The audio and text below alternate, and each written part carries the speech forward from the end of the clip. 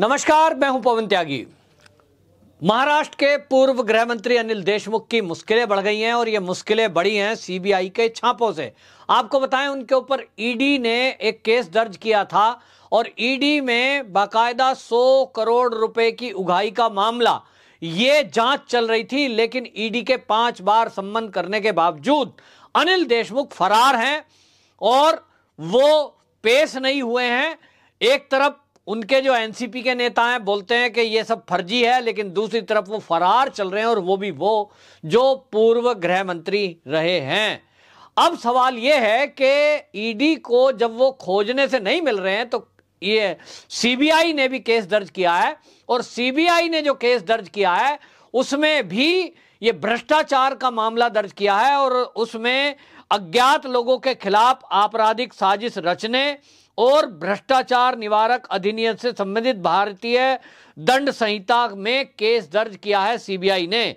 और दूसरी बात सीबीआई ने दर्ज किया है, उन्होंने कहा सार्वजनिक कर्तव्यों की अनुचित और बेईमानीपूर्ण निर्वाह के जरिए अनुचित लाभ अर्जित करने की कोशिश और 17 करोड़ रुपए की आय उसको छिपाने के लिए ये सब नोटिस देकर कार्रवाई की जा रही है। और जब ये खोजने से नहीं मिल रहे हैं तो इनके जो नागपुर में और मुंबई में ठिकाने हैं उन पर रेड हुई है।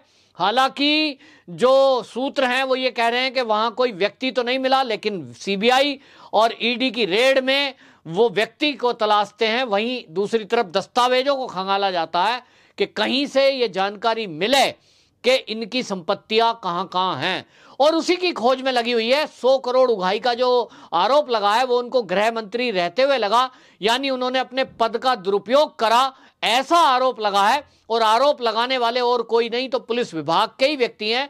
परमवीर सिंह जो कि पूर्व कमिश्नर रहे मुंबई के, उन्होंने आरोप लगाया और इसी तरह सचिन वजय जो एपीआई पुलिस में थे मुंबई में, उन्होंने आरोप लगाया। और इन आरोपों की जांच करने के लिए ईडी जब कार्रवाई कर रही है तो अनिल देशमुख का इस्तीफा भी हुआ और उनको अपना गृह मंत्री पद से इस्तीफा देना पड़ा। ये बात अलग है कि उसके बाद महाराष्ट्र की सरकार ने इस पर कोई सफाई देने की कोशिश नहीं की और ना ये कोशिश की कि अनिल देशमुख यदि दोषी है, यदि ट्रांसफर पोस्टिंग में बेईमानी हुई है, यदि पुलिस वालों के जरिए 100 करोड़ पर मंथ उगाही हुई है, तो चाहिए तो यह था कि महाराष्ट्र की सरकार आगे आती और पुलिस को आदेश देती कि ऐसे व्यक्ति को पकड़ के लाओ। आप देख रहे हैं कई सारे ऐसे मामले हैं जिसमें केंद्रीय जांच एजेंसी का काम है, लेकिन उसको करती महाराष्ट्र की पुलिस है, बीच में आ जाती है। अभी हाल ही में देखो, आर्यन खान जो कि शाहरुख खान का बेटा है, उसमें एनसीबी एक जांच कर रही है मामले की। उसमें बाकायदा 8-9 लोगों को गिरफ्तार किया गया है, कोर्ट में केस चल रहा है, आर्यन खान जेल में है। लेकिन इस पर तुरंत इनको लगा महाराष्ट्र की सरकार को कि इसको अपने हाथ में लेना चाहिए, क्योंकि यहां शाहरुख खान से जुड़ा हुआ मामला है। तो एक तरफ नवाब मलिक आगे आ गए और उन्होंने कहा ये तो रेड ही फर्जी है, दूसरी तरफ उन्होंने कहा इसकी जांच तो हम करेंगे। यहां तक ठीक है, लेकिन वो कह रहे हैं एनसीबी के अधिकारियों की जांच करेंगे कि इनके मोबाइल में किस किस के फोन आए हैं, इन्होंने 3 किन लोगों को छोड़ दिया। फिर उन्होंने बताया कि भैया 3 नहीं, हमने तो 6 छोड़े। आपको ये कोई छुपा हुआ एजेंडा थोड़ी है एनसीबी का। नशेड़ियों पर कार्रवाई करने में आपको दिक्कत क्या है?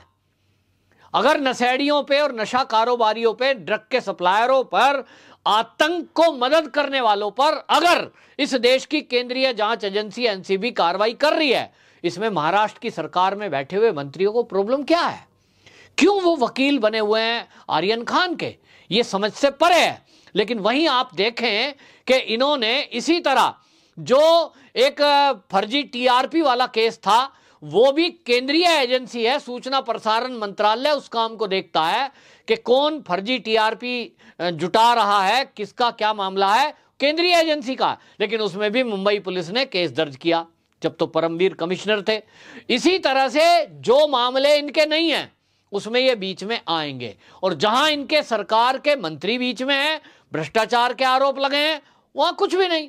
तो महाराष्ट्र सरकार पर सवाल यह है कि जहां इनको सहयोग करना चाहिए था जांच एजेंसियों का, केंद्रीय जांच एजेंसियों का, सहयोग करने के बजाय ये उनके बीच में रोड़ा बनते हैं। इसी से पता लगता है कि कहीं ना कहीं जो सरकार में मंत्री बैठे हैं या मुख्यमंत्री हैं, कहीं ये जो पार्टियों के प्रमुख हैं, इनका तो कोई संबंध इस 100 करोड़ से नहीं है। ये एक सवाल है और इसी सवाल का उत्तर खंगालने के लिए, जानने के लिए सीबीआई को आगे आने पड़ा। एनसीबी ने केस दर्ज किया, लेकिन जब एक मंत्री फरार है तो क्या करेंगे, नोटिस देना पड़ा। निश्चित रूप से अब इसमें एक कदम और आगे बढ़कर सीबीआई ने काम किया है और अनिल देशमुख का जो बेटा है उसको नॉन अवेलेबल वारंट जारी किया है, जिसका नाम है सलिल देशमुख। सलिल देशमुख को यह कार्रवाई ईडी ने की है और ईडी ने इसलिए किया कि 5 बार सम्मन दिया गया अनिल देशमुख को और इनके बेटे से भी पूछताछ करनी है, लेकिन ये शामिल नहीं हुए। तो अब ये इनको नॉन अवेलेबल दिया गया है वारंट, जिसके बाद सलिल देशमुख अब गिरफ्तार होंगे तो सीधा अब उनको गिरफ्तार करके जांच पड़ताल पूछताछ के लिए ले जाना पड़ेगा। उनको जमानत भी नहीं मिलेगी क्योंकि ये आदेश अब कोर्ट ने दिया है। जो व्यक्ति भागा घूम रहा है, 5 बार के नोटिस पे हाजिर नहीं होता, नवंबर में डेट अनिल देशमुख की भी लगी है, नवंबर की डेट है, उस तक अगर वो नहीं आते हैं ईडी के सामने तो उनके खिलाफ भी गैर जमानती वारंट इशू कोर्ट को करने पड़ेंगे। और उसके बाद फिर ईडी और सीबीआई के ऊपर है कि वो कहीं भी वो हो उसको खोज कर लाएं। एक सवाल है कि 100 करोड़ 1 महीने की उगाही का आरोप लगा है। सोचिए 1 साल में कितना हो गया, 1200 करोड़। 1200 करोड़ की उगाही किनसे हुई है? महाराष्ट्र के उद्योगपतियों से, महाराष्ट्र की दुकानदारों से, महाराष्ट्र के होटल वालों से, महाराष्ट्र के ही लोगों से। अगर ये आरोप सही है तो इसका मतलब ये बहुत गंभीर आरोप है। 1200 करोड़ 1 साल के अंदर। अब इस मामले में जब कांग्रेस हमेशा केंद्र को ये कहती रहती है आपने विजय माल्या भगा दिया, आपने फला मोदी भगा दिया, नीरव मोदी, और ये इतने पैसे लेके भाग गया, उनके लिए आप कर रहे हो जो बीजेपी में मोदी सरकार आने के 2014 के पहले ही काम कर चुके थे, लूट चुके थे देश को। अब उनको लाने की प्रक्रिया की जा रही है। लेकिन यही कांग्रेस महाराष्ट्र में जो भ्रष्टाचार के आरोप लगे हैं, इन मंत्रियों के बारे में मौन रहती है। यहीं आप देखिए इसी महाराष्ट्र सरकार में एक आरोप लगाते हैं ये उत्तर प्रदेश के लखीमपुर को लेकर केंद्रीय गृह राज्य मंत्री का बेटा, जिसको ये आरोप लगा रहे हैं कि इसने किसानों के ऊपर जीप चढ़ा दी। हालांकि अभी वो सिद्ध नहीं है, अभी वो आरोप है, उसकी जांच हो रही है, लेकिन बिना जांच के उसको आरोपी बताकर ये कह रहे हैं कि जी बंद करेंगे। बंद किया तो वो तो जेल में है भाई, सरेंडर कर दिया उसने। लेकिन अपने मंत्री भागे घूम रहे हैं, इनके बारे में कोई नहीं बोलेगा। क्यों? कहीं ना कहीं कुछ लिंक है। और इसलिए भारतीय जनता पार्टी के नेताओं ने, किरीट सोमैया ने, देवेंद्र फडणवीस ने बाकायदा सवाल उठाए हैं कि ऐसे में जब उनका एक मंत्री गायब है और ऐसे में जब कईयों पर आरोप है, ये एक पर आरोप नहीं है, भ्रष्टाचार के कई लोगों पर आरोप है। वहीं आपने देखा कि ट्रांसफर पोस्टिंग में जो इंटेलिजेंस हेड थी रश्मि शुक्ला, सीनियर आईपीएस, उन्होंने एक रिपोर्ट बनाई थी और वो रिपोर्ट मुख्य सचिव के जरिए मुख्यमंत्री को भेजी थी। आरोप तब कई विधायकों पर लगा था कि ट्रांसफर पोस्टिंग में मनमर्जी की पोस्टिंग पाने में भी घपला हुआ है। इसी तरह एंटीलिया मामले में हमने देखा कि एक केवल एपीआई रैंक का व्यक्ति है, जिसको पूर्व में शिवसेना का बताया जा रहा था कि प्रवक्ता भी रहा है, यानी उद्धव ठाकरे का बिल्कुल खास। और वो एंटीलिया मामले में क्यों रोड रख रहा था वो जिलेटिन की गाड़ियों में? ताकि उससे डरा कर जियो के मालिक मुकेश अंबानी को डराया जा सके और यह बताया जा सके भाई आपके पीछे तो आतंकवादी लग गए हैं, अब आपकी सुरक्षा हम करेंगे, तो हम करने के नाम पर कोई सौदा कर लो। इस तरह की काम ये महाराष्ट्र की पुलिस कर रही थी, मुंबई की पुलिस करने में लगी हुई थी। ऐसे जब ये रहस्य खुलकर आ रहे हैं तो जनता एक तरफ गुस्से में है, दूसरी तरफ वहां उद्योग धंधे करने वाले दहशत में हैं।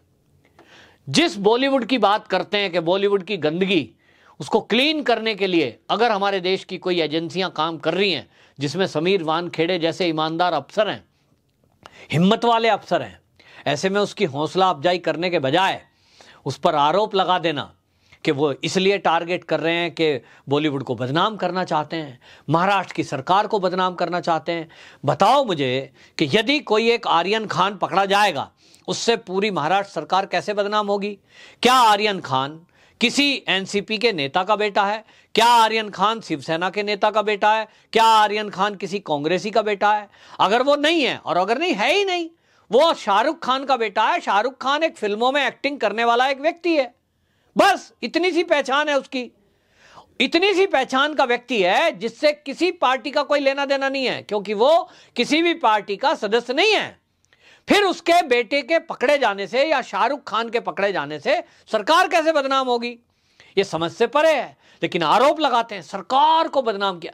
अरे भैया, सरकार को कौन बदनाम कर रहा है? तुम ही सरकार को बदनाम कर रहे हो, क्योंकि खुद में लगता है ना कि हमारी पुलिस तो उगाही में लगी हुई है। चाहे आरोप मंत्री पे हैं, मंत्री ने लिए होंगे या तो सिपाही ने लिए होंगे, कोई तो लाया, क्योंकि मामला तो खुलासा हुआ है। कुछ उद्योगपतियों ने तो बताया है कि हमसे उगाही हुई, तो उगाही हुई है। उगाही का मामला ये खुलने ना देना, ये जिम्मेदारी ये क्यों उठा रहे हैं? ये क्यों कर रहे हैं ऐसा? सरकार को आपको बदनामी से बचाना है तो उद्धव ठाकरे जी को आगे आना चाहिए और अपनी पुलिस को आदेश देना चाहिए कि सीबीआई और एनसीपी जो खोज कर रही है, हमारे मंत्री पर आरोप लगे हैं, उसी वजह से तो इस्तीफा देना पड़ा मंत्रालय से। यदि आपको लगता है कि वो निर्दोष थे, उन पर कोई आरोप नहीं है, सरकार को बदनाम करने के लिए परमवीर सिंह ने फर्जी आरोप लगाए, फिर उनसे इस्तीफा क्यों दिलवाया भाई? उनको पोस्ट पे रखते और एनसीबी के सामने जाते, सीबीआई के सामने जाते और अपनी निर्दोषता वो सिद्ध करते। तब फिर दूध का दूध पानी का पानी होता। और आज जो परमवीर सिंह गायब है, फिर उसको पकड़ के जेल में डाल देते आप तुरंत कि भैया तूने गलत आरोप क्यों लगाया? इतने दिन क्यों लगे सोचने में कि परमवीर सिंह ने झूठे आरोप लगाए हैं, ढूंढो परमवीर को। अब खोज रहे हैं जब चिड़िया चुग गई खेत, अब परमवीर को खोज रहे हैं, कहां गया परमवीर? लो, अब परमवीर भी गायब है। सब चूहा बिल्ली का खेल चल रहा है। कुल मिलाकर जनता महाराष्ट्र के अंदर पिस रही है। सरकार में बैठे हुए लोग आनंद मना रहे हैं और ये भी सोच रहे हैं कि हर चुनाव में उनको जनता इसी तरह वोट दे देगी जैसे पहले दी थी। लेकिन अब जनता जागरूक है, बीएमसी का चुनाव है। इसके पहले अगर ये सब चीजें क्लियर नहीं हुई तो इसका खामियाजा शिवसेना, एनसीपी और कांग्रेस तीनों पार्टियों को भुगतना पड़ेगा। वंदे मातरम।